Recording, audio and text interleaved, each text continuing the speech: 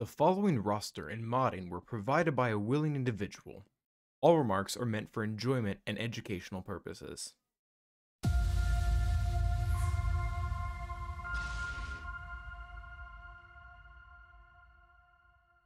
Welcome back to the class, everyone. Today we are going to be doing another mod shaming video, as you can see from the intro, and today is going to be very similar to the last time in the sense that we're going to be aiming for a specific counter. The exact team that we're going to be looking at is going to be the Jedi Knight Revan and Jedi Knight Luke team, and for anyone who's familiar, who's been around in the game for a long time, pretty much ever since Galactic Legends first came out, the Jedi Knight Revan and Jedi Knight Luke team was made specifically to beat SLKR. It's a little bit funny because when it came out, or rather when Jedi Knight Luke came out, he has all these little caveats in his kit where he specifically made not to work with Old Republic Jedi, and then what did we do?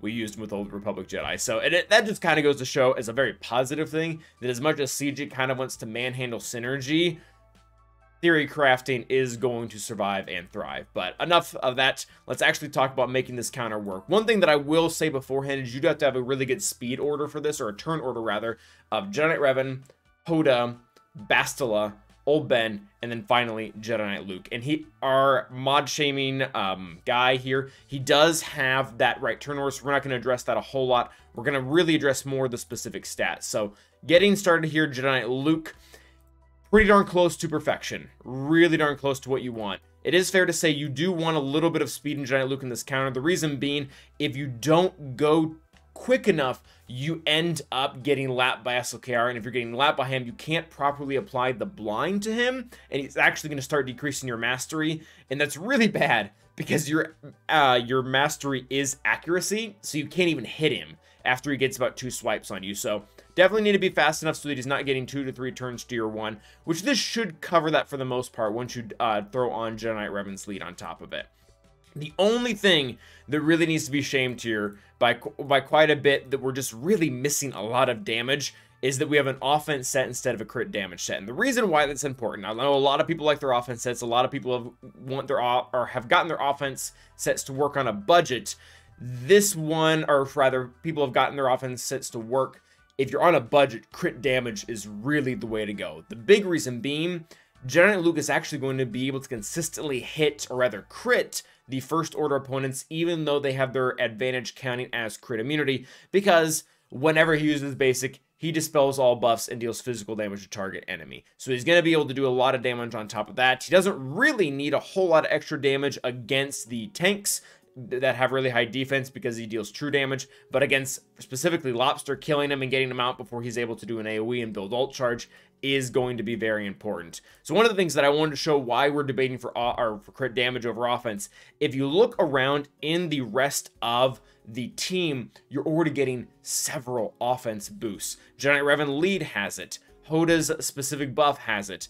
Bastila Shan, her specific buff or not her buff, but her ability rally gives offense up. So you're getting 3 different forms of chalked up offense. If you're getting more offense via mods, that's okay. That's not bad. It doesn't hurt you, but crit damage is going to end up multiplying that to a whole nother level. So definitely aim for that. Other than that, Jedi Knight Luke is looking really good. I love the offense on the arrow, 21 speed, looking really good.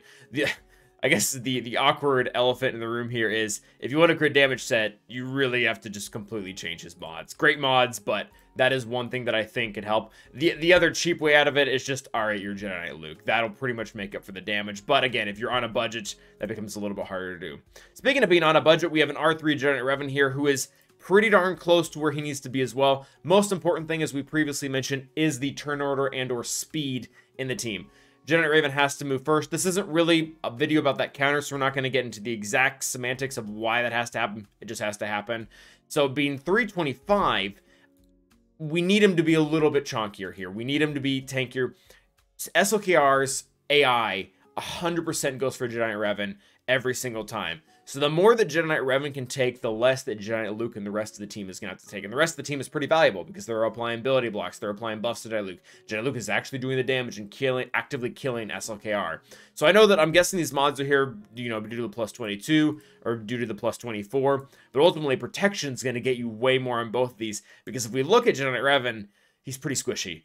Under 100k health, SLKR pretty much eats him for breakfast if he doesn't have Foresight. He does have a way to have Foresight, and that's cool, but if you want to negate that as much as possible, that is something you can do. You don't really have to worry about him being too tanky since he's fast. One of the fears that people have about him being too tanky is you don't get Savior to proc in the very beginning, and that kind of messes things up. But again, if he's fastest, it's actually going to be pretty hard for Hux to go before him, especially with all the mechanics that are working in Jedi Knight Revan's kit. So again, the easiest solution, if you don't want to mess with his mods, you can R7 him. I realize that that's not great for a budget. My Jedi Knight Revan is still R3, but that would be the other way to do it. Next up, we're going to go ahead and take a look at Hoda. Hoda is actually just going to be just fine. Hoda is one of the easiest characters to mod out there. These primaries don't matter. Tenacity, crit chance. Honestly, that's like, I should probably shame that. You have crit chance on Hoda. It doesn't matter. All he needs to do is survive to get into stealth, and then eventually SLKR is going to kill him once he pulls him out.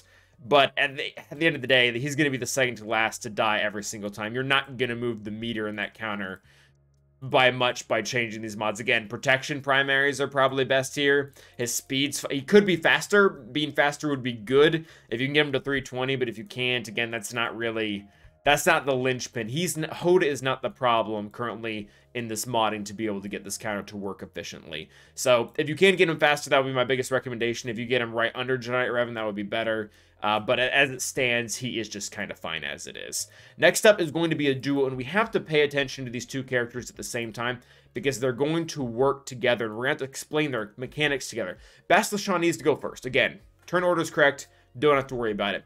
Very similar to Jedi Knight Revan, though. We need her to survive. And for that to happen, she really needs another protection primary here. Or unless you want to R7 your Bastila, which I guess we're just going to R7 everything today, to be able to get that. You don't need a ton of potency on her. It doesn't hurt her, but her base potency ends up already being really high. I know it appears really low there, but if you look at all the mechanics that she has in her kit, she gains 70% potency there, and then also, I believe Rally, actually no, Rally doesn't get potency up, but you get it from the initial ability 70 that pumps her up to about 80. Most SLKRs aren't modded for tenacity. So you don't really end up needing that much potency at the end of the day. You'll be able to get most of it through that part of her kit. So I wouldn't feel too hung up on making sure that you keep this set right now, or even because of the primary, because you're going to land ability block pretty consistently even without it, just because of the nature of the kit. And then also, that is going to bring us to pretty much the same exact concept with Old Ben. Old Ben, he can be tankier. If you can get a defense set on him or a protection primary instead of having a potency set, because Old Ben's potency is actually through the roof. Again, if you have the turn order all correctly, which this person does. What's going to end up happening is Jedi Knight Revan is going to mark before Old Ben goes. Old Ben is going to use his basic. That is going to give him potency up. That is 50% potency. Bastila Shan Fallen is going to, or not Bastila Shan Fallen, but Bastila Shan is going to go. She is going to put out her battle meditation ability, or buff rather, and that is going to give 70% potency to all Jedi allies. Or actually, no, is it 100? I think I read that wrong. Yeah.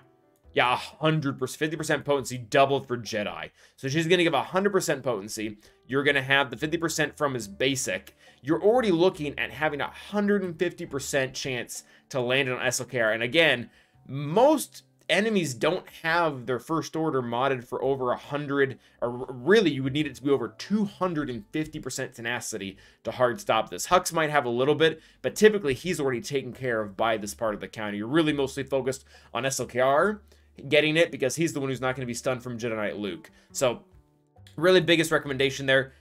Again, it all comes down to if you're wanting to use this counter on a budget, you have to mod them the best way that you can. So crit damage on Jedi Knight Luke, and then just a more survivability on Jedi Knight Revan, Old Ben, as well as Bastila Shan. Try to forget the potency a little bit. The way that the counter works, the kit already kind of has that taken care of. And then Hoda, keep your crit chance there.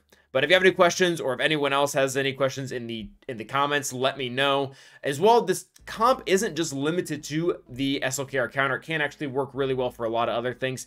The very specific one that I found myself to use this in it a lot of times is actually up against CLS. Being able to AoE stun and then Mark Chewie is a pretty nasty combo even for CLS to deal with. And then the other counter that I'm not sure if this is the exact perfect comp, but Jedi Knight Revan, I'm really looking at him for, is to actually counter the current Traya.